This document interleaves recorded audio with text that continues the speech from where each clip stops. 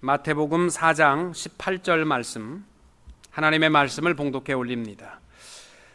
갈릴리 해변에 다니시다가 두 형제 곧 베드로라 하는 시몬과 그의 형제 안드레가 바다에 금을 던지는 것을 보시니 그들은 어부라. 말씀하시되 나를 따라오라. 내가 너희를 사람을 낚는 어부가 되게 하리라 하시니 그들이 곧 그물을 버려두고 예수를 따르니라. 거기서 더 가시다가 다른 두 형제 곧 세베대의 아들 야고보와 그의 형제 요한이 그의 아버지 세베대와 함께 배에서 그물 깁는 것을 보시고 부르시니 그들이 곧 배와 아버지를 버려두고 예수를 따르니라. 아멘. 오늘의 말씀의 제목은 내 삶에 일어나는 기적입니다. 여러분은 삶 속에 기적이 일어나고 있습니까? 별로입니까? 윌리엄 제임스라고 하는 분이 The Variety of Religious Experience라는 신앙 경험의 다양성이라는 책에서 그리스도인들의 신앙의 성숙을 4단계로 설명을 했습니다. 첫 번째 단계는 현실적 이기주의를 극복하는 단계의 믿음이라고 했습니다. 예수님께서도 아무든지 나를 따라오려거든 제일 먼저 해야 될 일이 뭐냐면 자기를 부인하고 그랬거든요.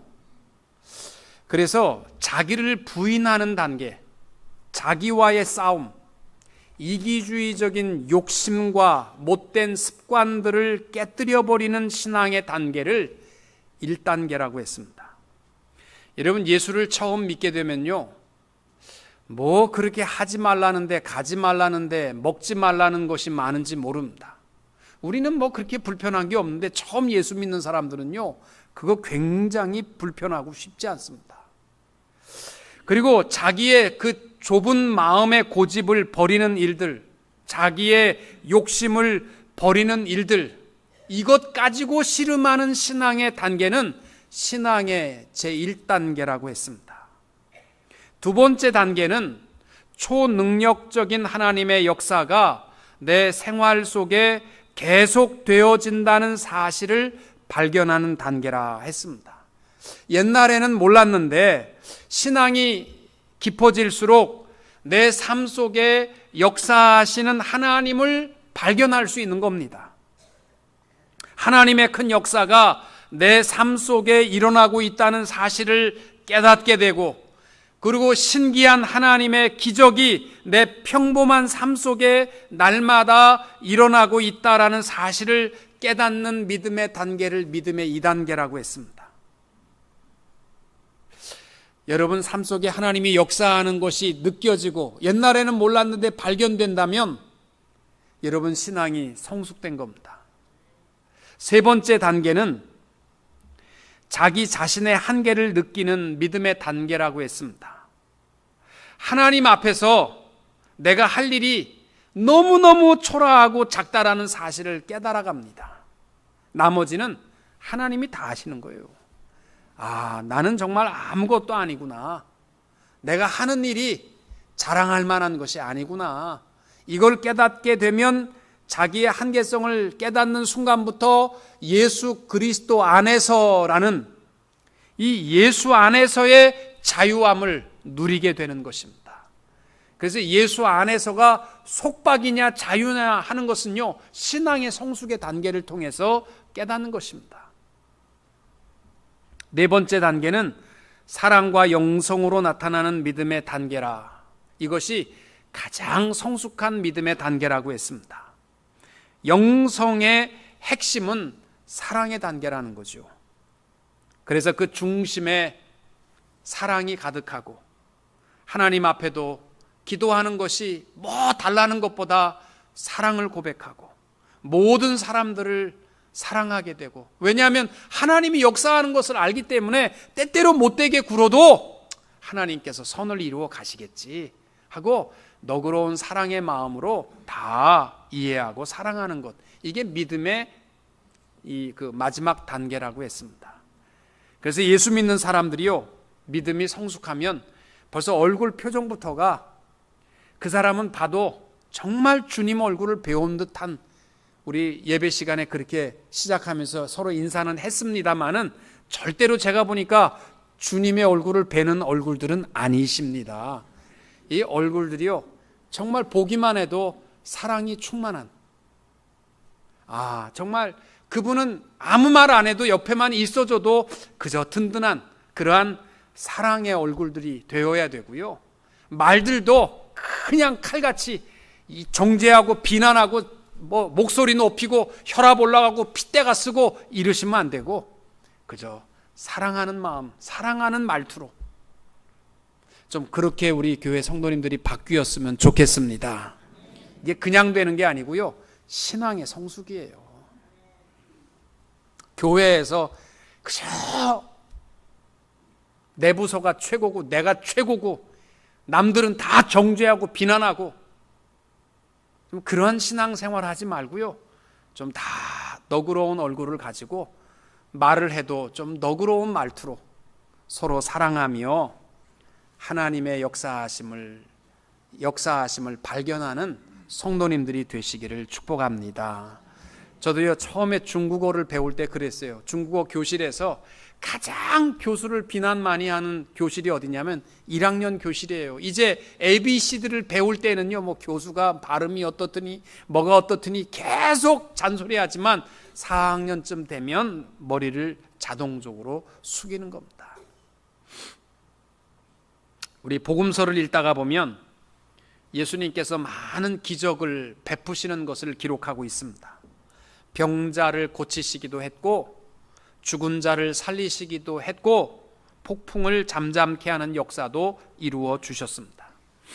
지금도 예수 그리스도는 살아 역사하시며 우리와 함께 하심을 조금도 의심하지 않기 때문에 우리는 병원에서 아무리 고칠 수 없다 할지라도 하나님 앞에 구할 수 있고 하나님의 능력을 체험할 수 있게 되는 줄로 믿습니다. 그래서 저는요, 병을 고침을 위해서 기도하게 되면 사실은 병이 낫고 안 낫고보다 더 큰 축복이 있습니다. 목사가 가서 기도해서 병이 나았다, 그거 큰 축복이죠. 그러나 그거보다 더 큰 감사는 뭐냐면 지금도 살아계신 하나님이 우리와 함께 역사하신다는 사실을 경험할 수 있기 때문에, 아픈 건 나아도 또 아픈 건 마찬가지고요, 그 축복이 더 큰 줄로 믿습니다.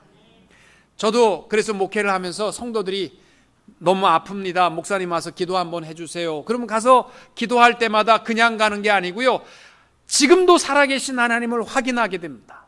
그래서 늘 내 마음에 수도 없이 다시 한번 확인하는 말씀이 야고보서 5장 14절부터 16절 말씀입니다. 너희 중에 병든 자가 있느냐? 그는 교회의 장로들을 청할 것이요, 그들은 주의 이름으로 기름을 바르며 그를 위하여 기도할지니라. 믿음의 기도는 병든 자를 구원하리니 주께서 그를 일으키시리라. 혹시 죄를 범하였을지라도 사하심을 받으리라. 그러므로 너희 죄를 서로 고백하며 병이 낫기를 위하여 서로 기도하라. 의인의 간구는 역사하는 힘이 큼이니라. 아멘. 제가요, 이 말씀을 수도 없이 또 읽고 또 읽고 하나님의 살아계심을 확인하고 순종하여서 가서 기도합니다. 기도하고 돌아왔는데 목사님 열이 가라앉았습니다. 통증이 가라앉았습니다. 그러면요, 목사가 너무너무 기쁘고 행복한데 돌아왔는데 목사님 돌아가셨습니다. 그러면요, 정말 제가 얼마나 초라해지는지 몰라요. 하나님 살아계시는데 좀 고쳐주시지 왜 안 들어주시나, 이 속이 상할 때가 한두 번이 아닙니다. 근데 오늘 말씀은요, 바로 이러한 우리에게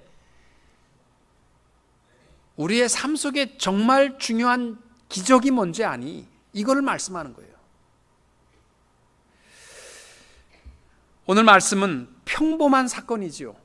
예수님께서 갈릴리 바닷가에 나가셨다가 고기 잡고 있는 베드로, 안드레, 야고보, 요한을 부르시고 나를 따라오라, 내가 너희를 사람을 낚는 어부가 되게 하리라, 이렇게 초청하시고 그들이 다 버리고 예수님을 쫓았다라는 기록입니다. 아주 평범한 기록입니다. 기적이라고는 찾아볼 수 없을 것 같은 말씀입니다. 그러나 이 네 명이 훗날 바로 예수 그리스도의 세계와 또 복음으로 구원을 얻는 일에 있어서요, 없어서는 안 될 기둥과 같이 중요한 핵심적 인물로 쓰임을 받게 되는 것을 우리는 압니다. 그걸 볼 때에 보통 사람의 눈으로 보면 오늘 말씀이 아무것도 아니에요. 바닷가에 예수님이 찾아가서 나를 따르면 사람 낚는 어부 만들어 줄게. 얘 다 버리고 따라왔더라. 그냥 넘어갈 수 있는 말씀이지만, 그러나 하나님의 그들을 얼마나 위대한 인물로 쓰셨는가를 알게 되면 그 모든 기적의 시작이, 바로 이 가장 놀라운 기적이 오늘 그들을 불러주시는 이 말씀이라는 것입니다. 이 말씀이 없었다면 그들은 위대한 인물로 쓰임받는 기적의 축복도 이루어질 수 없었을 것입니다. 우리의 삶도 마찬가지입니다. 내 삶 속에 이미 엄청난 하나님의 기적의 역사가 날마다 이루어지고 있다는 사실을 믿으시기 바랍니다. 다만 우리가 마술과 같은 신비한 기적을 구경하기 원하지만, 사실 모든 기적의 시작은 이미 내 평범한 삶 속에서 이루어졌고, 그 기적의 열매들이 우리의 삶 속에 하나님의 능력으로 나타나는 줄로 믿으시고 늘 기뻐하며 감사하는 성도님들이 되시기를 축원합니다.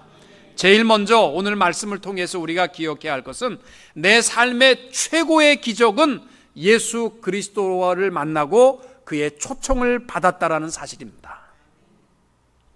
갈릴리 바닷가에 어부들이 4명만 있었겠습니까? 수많은 어부가 있었을 것입니다. 그 많은 어부들 중에서 예수님께서 베드로, 안드레, 야고보, 요한 4명을 찾아주셨고, 4명에게 나를 따라오라, 내가 너희를 사람을 낚는 어부가 되게 하리라 말씀해 주셨습니다. 이 4명은요, 사실 눈먼 자가 눈 뜨고 죽은 자가 살아나는 것보다 더 큰 기적이 바로 이 4명에게는 오늘 하나님을 만나고 하나님이 불러주시는 장면이었습니다. 이 기적의 시작이 훗날 그들이 기적을 베풀고 그들이 말씀을 전할 때 3,000명, 5,000명씩 회개하는 기적의 역사가 일어났던 것을 볼 수 있습니다. 여러분, 내가 어떻게 교회를 나왔는지, 또 누구를 통해서 예수를 만났는지, 그거는 별로 중요하지 않습니다. 중요한 것은 우리가 주님을 만난 것이 아니라 주님이 나 같은 자에게 찾아오셨고 나를 만나 주셨고 나를 초청해 주셨고 나를 하나님의 자녀 삼아 주신 기적에 대해서 감사하는 자들이 되시기를 축복합니다. 이런 얘기에 미국의 유명한 그 산부인과 의사 가운데에서 찰스 조셉 바론이라는 분이 있는데, 자기 손으로 받은 아기가 25,000명이랍니다. 그래서 그 아기를 산부인과 의사가 25,000명이면 거의 대단한 숫자 아닙니까? 어마어마하게 아이를 받았는데, 받을 때마다 자기의 자서전에 보면 아기의 출산은 가장 위대한 기적이라고 그는 말합니다. 아무리 생각해도 받을 때마다 출생 없으면 어떤 기적도 일어나지 않기 때문에 출생의 신비야말로 최고의 기적이라고 말했습니다. 또 그 자기가 받을 때는 핏덩어리 하나를 이렇게 딱 받았는데 며칠만 지나면 정말 예쁜 소년이 되어서 온다는 거예요. 뻥튀기가 딱 돼가지고 소년이 돼서 오면 그것도 너무너무 신기하고, 또 얼마만 지나면은 또 준수한 청년이 돼가지고 만나게 되고, 또 그들이 조금만 있으면은 사회의 각계각층에서 위대한 인물들로 쓰임받는 거 보면 이 출생이야말로 최고의 기적이다. 그는 그렇게 말하고 있습니다. 여러분, 우리들도 마찬가지예요. 우리 그리스도 예수 안에서 주님을 만났다라는 이 기적은요, 우리의 삶 속에 죽은 자가 살아나는 기적에 비교할 수 없는 최고의 기적인 줄로 믿습니다. 1947년도 시카고 천체연구소에 챈드리스카라는 박사가 있었습니다. 하루 저녁은 그분이 시카고 대학으로부터 전화가 왔는데, 이번 겨울 학기에 교수님 와서 이 어드밴스드 피직스, 고급 물리학을 강의해 달라라는 부탁을 받았습니다. 그래서 하기로 했는데 며칠 후에 또 전화가 왔어요. 교수님, 안 오셔도 됩니다. 강의 취소하겠습니다. 왜요? 수강자가 2명밖에 안 됩니다. 2명이나 됩니까? 제가 해야지요. 그래서 이 2명을 놓고서 챈드리스카 박사의 고급 물리학 강의가 시카고의 추운 겨울에 텅 빈 강의실에 딱 2명 놓고 강의를 시작했습니다. 훗날 그 2 학생이 누구냐면 유명한 첸농 양 박사와 충돌이 박사입니다. 이 2 사람은 노벨 물리학상을 둘 다 받게 됩니다. 이 2명의 젊은 박사들에게 수상 소감을 물었습니다. 어떻게 이러한 영광스러운 물리학 노벨 문학상을 받게 되었느냐? 그들은 이렇게 말합니다. 추운 겨울 시카고의 한 썰렁한 대학 강의실에서 챈드리스카 박사와의 그 3명의 만남은 우리의 삶의 기적의 시작이었고 축복의 시작이었습니다. 여러분, 강의실에 5,000명이 모였다. 그 기적이지요. 근데 강의실에 2 사람과 만났다. 사람들의 눈에 보일 때는요, 이거 아무것도 아니에요.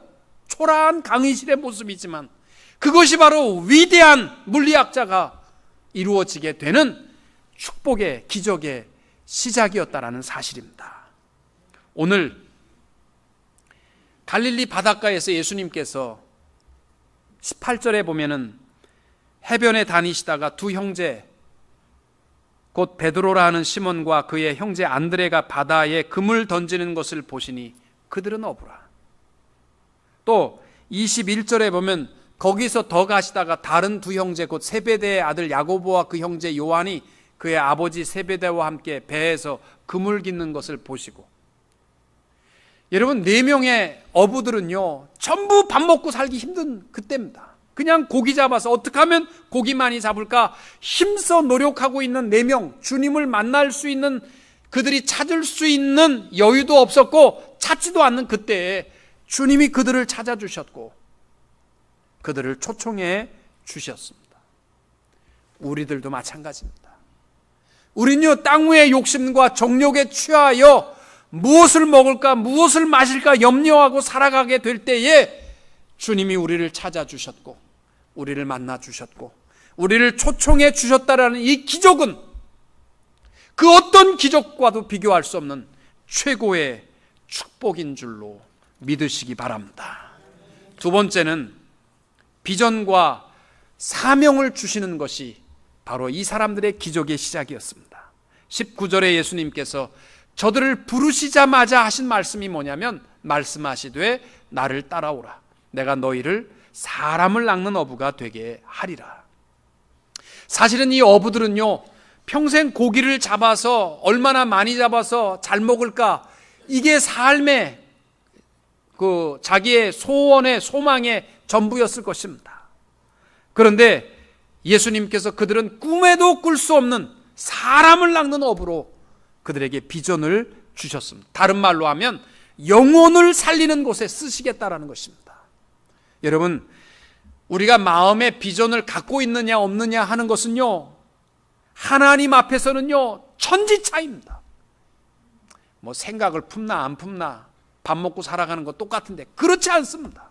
하나님은요 우리에게 비전과 사명을 주시고 그 사명을 이루시도록 역사하시는 하나님이신 줄로 믿으시기 바랍니다. 아브라함을 부르실 때 그냥 부른 게 아니잖아요. 본토 친척 아비집을 떠나 내가 내게 지시할 땅으로 가라. 비전을 주시잖아요. 그들이 그 비전을 따라서 이스라엘 모든 아브라함의 자손들에게 가나안 땅에 축복을 주셨습니다. 요셉을 부르실 때에도 하루아침에 애굽의 총리 대신으로 삼으신 거 아니잖아요. 어렸을 때부터 그에게 비전을 줘요. 하늘의 해와 달과 11별들이 나를 향하여 절하더이다. 그 꿈을 주시고 하나님은 요셉을 훈련시키셔서 그 꿈대로 애굽의 총리로 사용하시는 것을 우리는 볼 수 있습니다. 하나님은요, 우리에게 비전을 주시고 그 비전을 품는 마음마다 하나님이 역사하시는 줄로 믿으시기 바랍니다.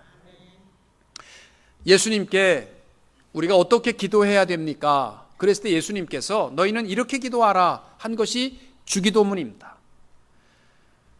주기도문을 보시면요, 우리에게 5베드룸을 주시고 우리에게 좋은 차를 주시고 30년 먹을 만한 양식을 주시고 이런 거 구하도록 안 하셨습니다.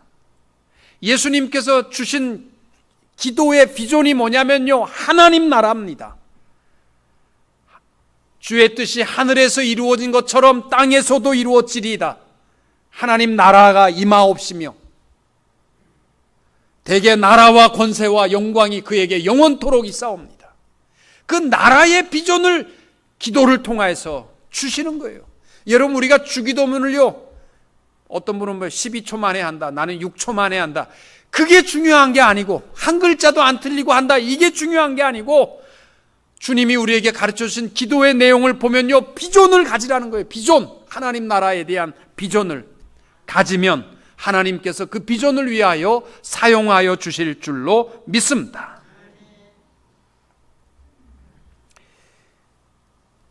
기적이 꿈이 없는 자에게는 없습니다. 설령 꿈이 없는 자에게 기적을 줘도요, 그걸 재수라고 생각합니다. 꿈이 있는 자에게 기적의 성취를 이루어 주십니다. 여러분, 미국의 그 은행에서 비즈니스 론이나 이렇게 융자를 해줄 때 교회가 융자 서열 꼴찌입니다. 이 말은 뭐냐면 다른 데 융자를 다 해주고 돈 남으면 교회는 융자를 해줄까 말까, 이게 교회예요. 왜냐하면 교회가 아무리 멋있고 웅장하고 훌륭한 모습이다 할지라도요, 풍전등화처럼 호하면 하루아침에 없어지는 것, 이 은행계가요 다 알아요.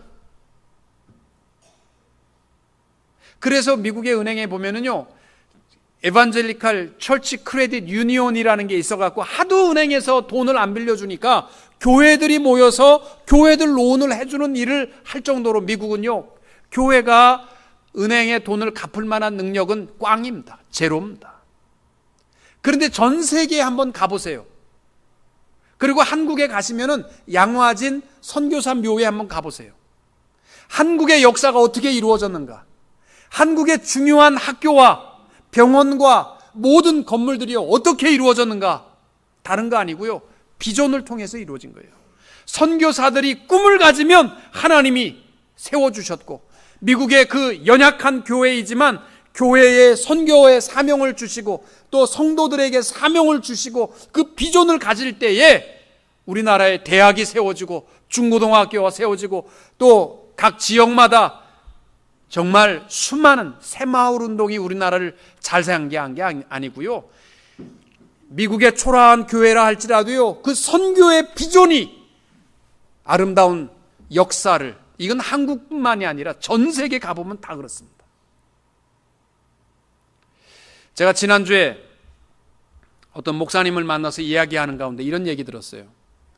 이명박 대통령이 그 아랍에미레이트에 가서 그 원전 그 수주를 3조 원 넘는 큰 것을 따가지고 왔습니다. 신문에 저도 그때 읽었는데 보니까 밑에 댓글이 다 해놓은 거 가서 대통령이 폰만 잡고 갔다 왔다, 웃기지 마라, 뭐 그런 글들을 많이 사람들이 썼어요. 근데 이건 이명박 대통령한테 직접 들은 이야기랍니다.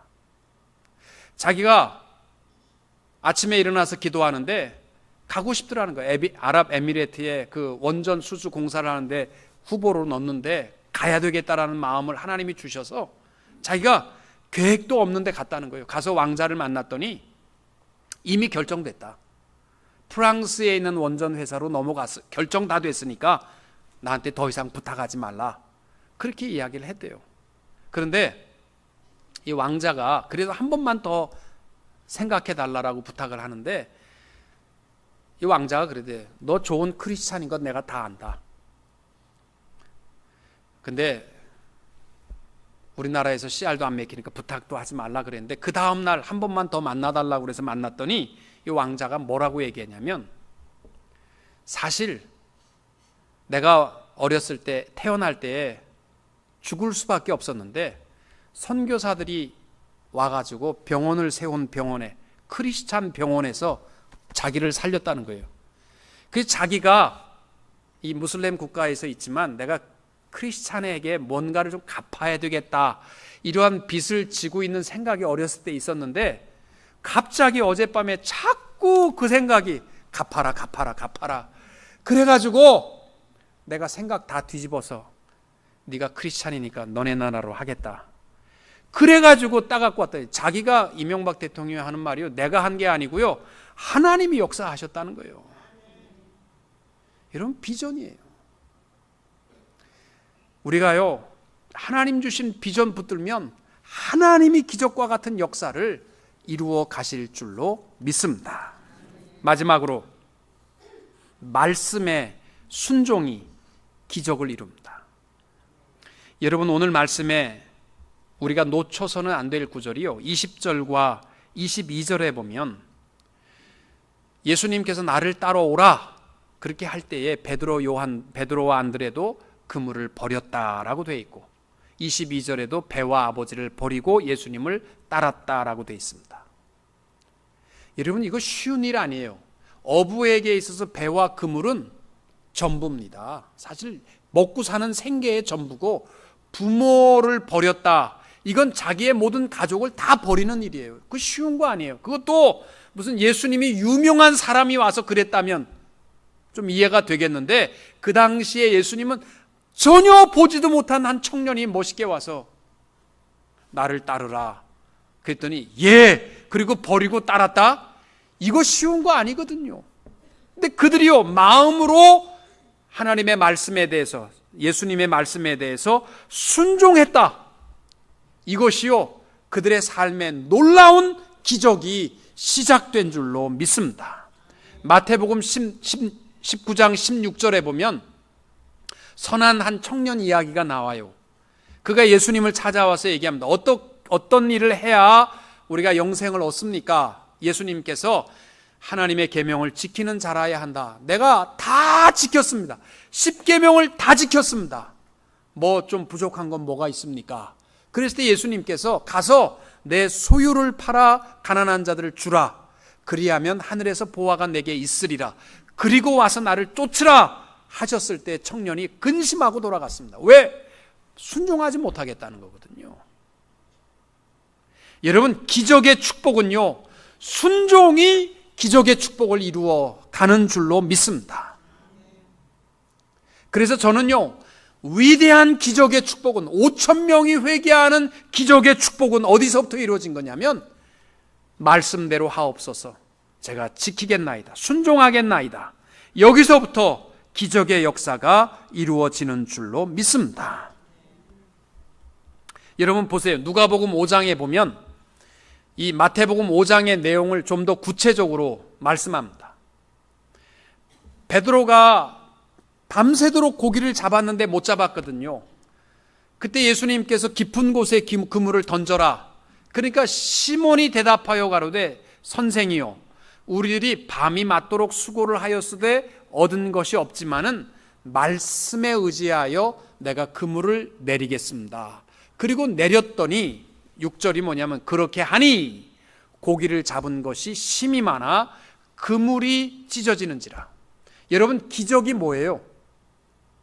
우리는 다 뭐만 생각하냐면 그물이 찢어지도록 잡힌 이 모습, 현상만 기적이라고 생각하지만, 사실 가장 큰 기적은 뭐냐면요, 그 모든 바다의 경험과 물고기 잡는 데 경험이 많았던 베드로가 밤새도록 잡았는데 못 잡았는 그 시간에 그물을 깊은 곳에 던지라. 예, 내 상식으로는 못 잡지만 말씀에 순종하겠습니다 라고 그물을 던지는 것이 기적이에요. 그 순종의 결과는 그물이 찢어도록 잡은 것뿐입니다. 우리의 기적은 어디서부터 일어나는 거냐면 우리 마음입니다. 믿으십니까? 물고기가 찢어지도록 잡히는 것만 보려고 하지 마시고 기적의 시작은 우리의 마음인 줄로 믿으시기 바랍니다. 사도행전 16장에도 보면요, 바울과 실라가 빌립보에서 복음을 전하다고 귀신 들린 여자를 고쳤다 말고 성을 소란케 한 죄명을 가지고 죽도록 매를 맞고 감옥 안에 갇혔습니다. 얼마나 속상하겠어요. 그런데 그 밤에 옥문이 열리고 묶여있던 착고가 풀려지는 기적이 일어납니다. 근데 그 기적의 시작이 뭐냐면 한밤중에 바울과 실라가 기도하며 하나님을 찬미하더니 모든 죄수들이 듣더라. 이게 기적의 시작입니다. 감옥 안에서 속상하고 억울한 마음이 있지만 하나님을 찬양하는 마음을 가질 때에 그 마음의 기적은 시작된 거고, 그 기적의 결과가 뭐냐면 묶여있는 옥고의 문이 다 열리는 역사로 나타난 줄로 믿습니다. 사랑하는 성도 여러분, 기적은 우리 마음의 순종으로부터 이루어집니다. 과연 그렇게 될까? 내 경험과 내 삶의 노하우를 가지고 판단하려고 하지 마시고 하나님의 말씀에 순종하면 하나님의 기적의 축복이 우리 마음으로부터 이루어지는 줄로 믿으시고, 날마다 우리의 마음을 하나님의 말씀에 순종하며 기적을 이룰 수 있는 성도님들이 되시기를 주님의 이름으로 축원합니다.